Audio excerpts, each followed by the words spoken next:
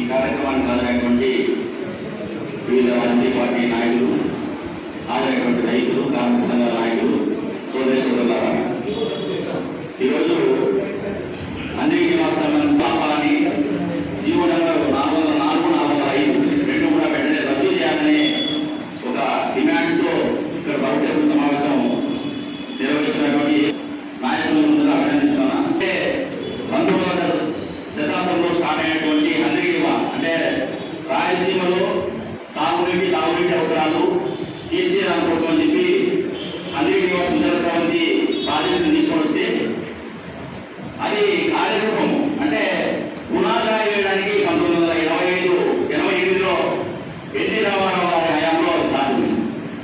ఆ తర్వాత 16 సంవత్సరాలకి ఎంత నిర్లక్ష్యం అంటే రాయలసీమ ప్రాంతం అన్నా లేకపోతే రాయలసీమ రైతాంగం అన్నా ప్రజలన్నా పాలకులకి 16 సంవత్సరాల తర్వాత వైఎస్ రాజశేఖర రెడ్డి గారు ముఖ్యమంత్రిగా వచ్చిన తర్వాత అప్పుడు బడ్జెట్కి నిధులు బడ్జెట్ అలొకేషన్ చేయడం స్టార్ట్. అది కూడా అడగగా ఆ ఉద్యోగ జీతభత్యాల కోసము తర్వాత ఇతర చిన్న చిన్న కార్యక్రమాలు మాత్రం సరిపోయేది బడ్జెట్ మాత్రమే కేటాయిస్తూ వస్తాం. అందుకే ఈ రోజు ఒక మహోన్నతమైనటువంటి పోరాటం తీసుకోవాలని చెప్పి ఇక్కడ